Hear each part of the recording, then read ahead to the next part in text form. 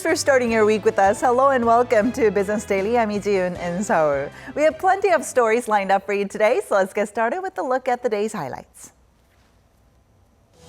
Starting a business is hard, especially for young people. So the government is stepping up efforts to help daring, creative young minds by running a special academy.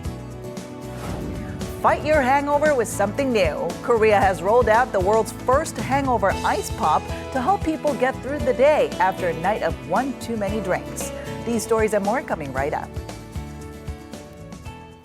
But first, during her trip to Uganda, President Park Geun-hye attended a Korea-Uganda business forum where more than 200 business leaders from the two countries got together to discuss new business opportunities. Our Kwon Jang-ho starts us off. Like the speedy Impala, President Park Geun-hye said she hoped Korean and Ugandan businesses could find quick success working together.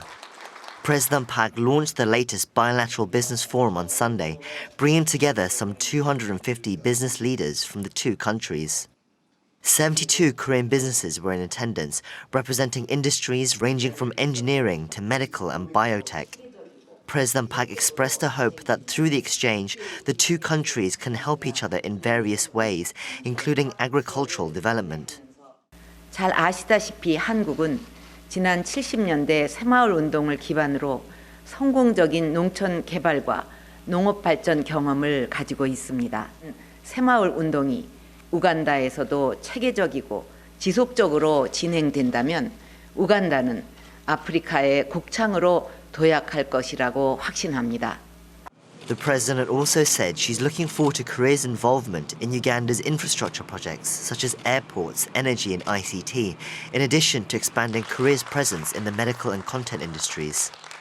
This is the latest in a series of business forums that have been arranged for each country during President Park's visits to East Africa and France. All the forums are accompanied by one-on-one business meeting events where local buyers and firms can meet with prospective Korean partners face-to-face.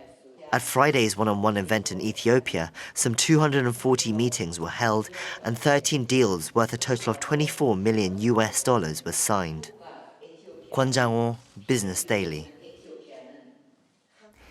Now, there's been growing expectations for another U.S. rate hike in the coming months. James Bullard, the president of the St. Louis Federal Reserve Bank, is in Seoul to attend a conference and says the decision will be data-based. Our Kim Min-ji reports on some possible hints. A U.S. rate hike is not expected to trigger huge market turmoil. That's according to James Bullard, the president of the Federal Reserve Bank of St. Louis, who is in Seoul to attend an international conference hosted by the Bank of Korea.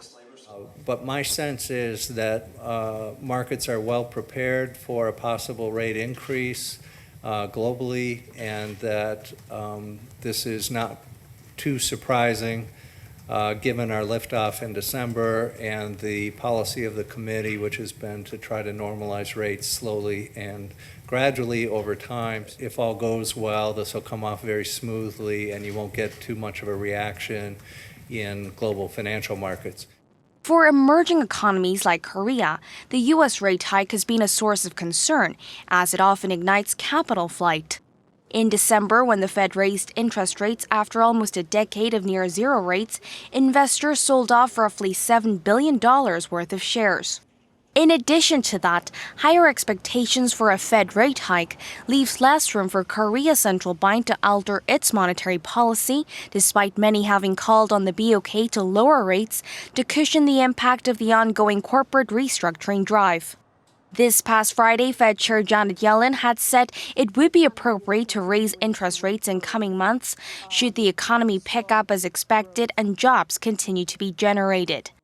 But in terms of whether that would come as early as June or July, Bullard remained tight-lipped. The Fed's policy has been to and continues to be that we're data dependent. It depends on how the data come in, and we reserve the right to make a decision at a meeting, and we don't want to get into the game of saying, for sure. As for the U.S. election, the St. Louis president said a change in the White House will not affect the Fed's policy down the line, adding the central bank seeks to maintain its independence. Kim Min-ji, Business Daily.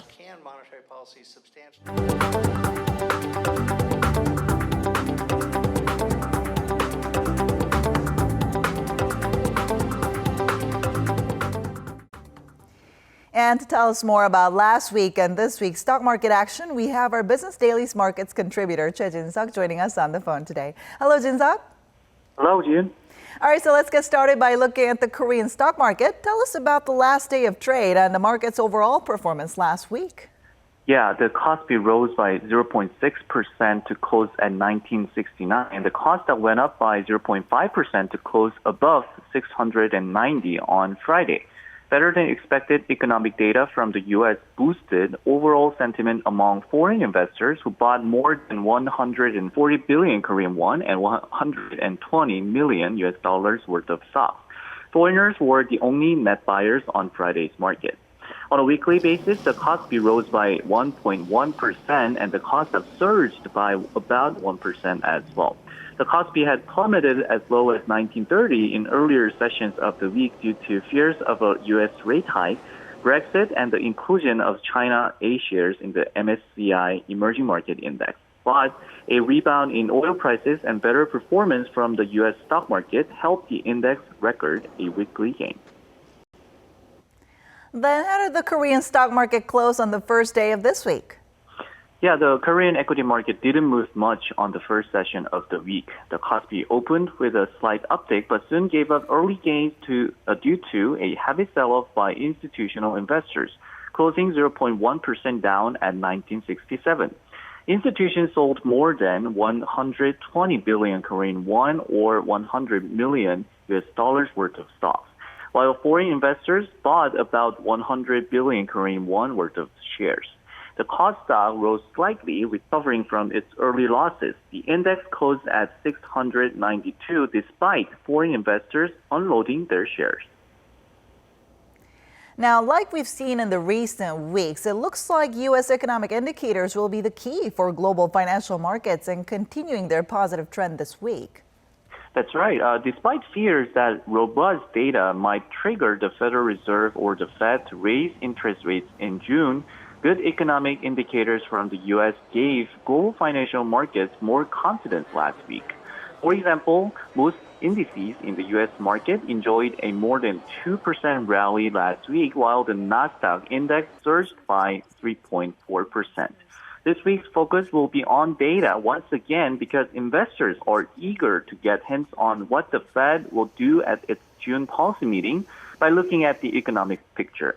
Two of the most important data will be the May employment report released by the U.S. Labor Department on Friday and inflation trends on Tuesday. The Fed has been closely monitoring labor market conditions and inflation as key data affecting its policy decisions. The Beige Book, which shows economic conditions in various regions reported on Wednesday local time, will provide more evidence ahead of the Fed meeting in June. So what are other market events investors are expected to take a closer look at?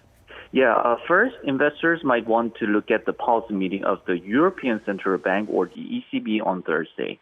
Most experts expect the ECB to stay on course in terms of monetary policies, but conversations between President Mario Draghi and the media during the press conference will be the key to watch. On the same day, the Organization of Petroleum Exporting Countries, or the OPEC, holds its meeting to determine future production plans. As oil prices rose above $60 a barrel last week for the first time since last October, producers are not expected to agree on production cuts. For domestic investors, the inclusion of more of China's American Depository Receipts, or ADR, on the MSCI index could be another catalyst that might negatively affect the Korean market.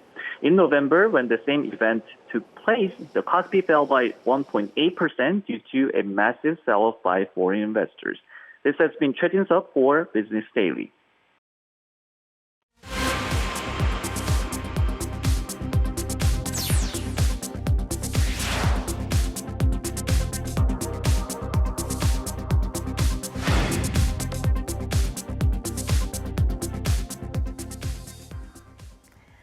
To help creative minds turn ideas into realistic business models, the Korean government has been running startup programs throughout the country as part of its Creative Economy initiative. Here's our Oh Soo-young with more. It's been said that every generation needs a revolution. 청년들이야말로 바로 대한민국의 미래입니다. 창의적 사고와 혁신적 도전 정신이 우리 경제 전반으로 확산되도록 하는 것도 매우 중요한 과제입니다. Throughout her term in office, President Park Geun-hye has pushed for the creation of policies and programs to support young people and their entrepreneurial aspirations. One of these is the Youth Startup Academy, set up in 2011 to train aspiring entrepreneurs under 39 years of age. Students are provided with our one-stop assistance during all stages of creating a business, from product development to marketing, as well as grants of up to 70% of their business expenses. The Academy has produced more than 1,200 business leaders in the past 5 years, creating almost 5,000 jobs through the companies they've started.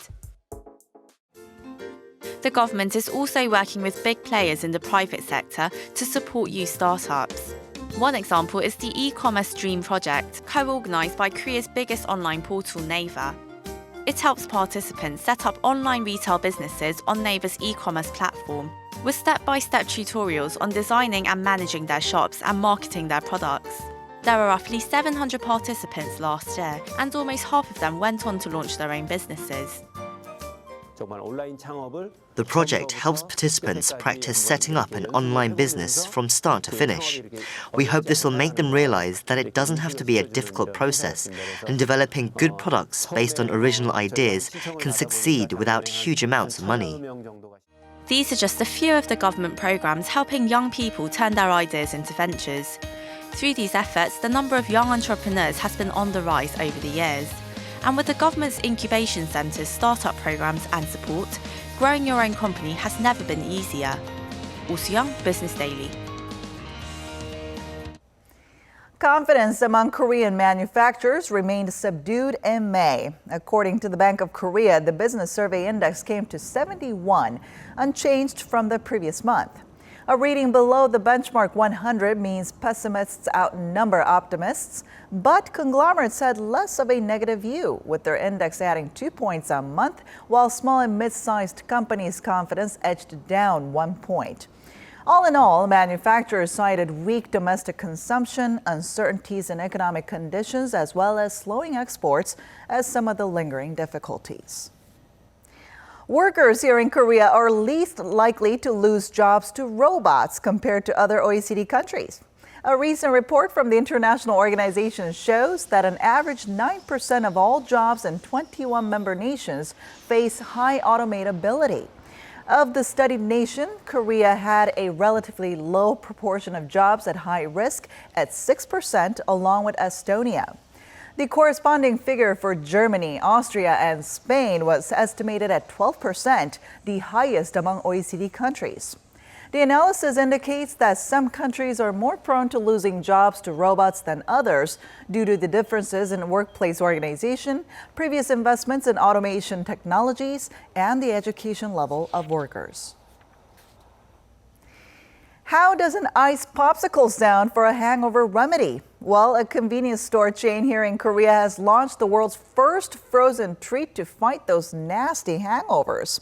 It costs about $1 and has become quite a big hit. Our Lee Joo-young has the story.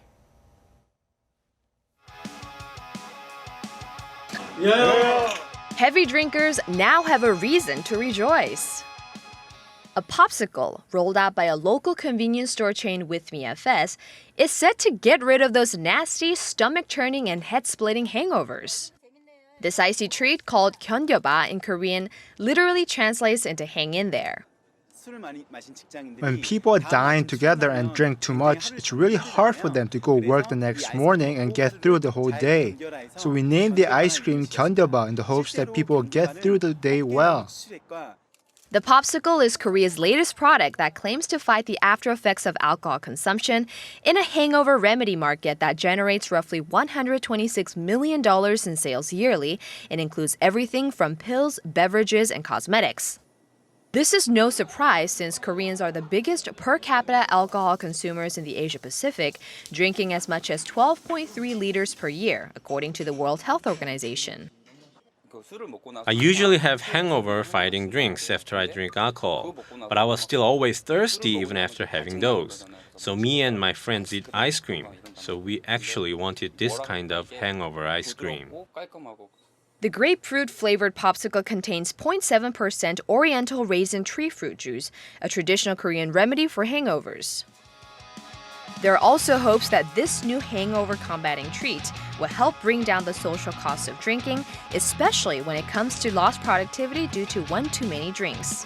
Lee Ju-young, Business Daily.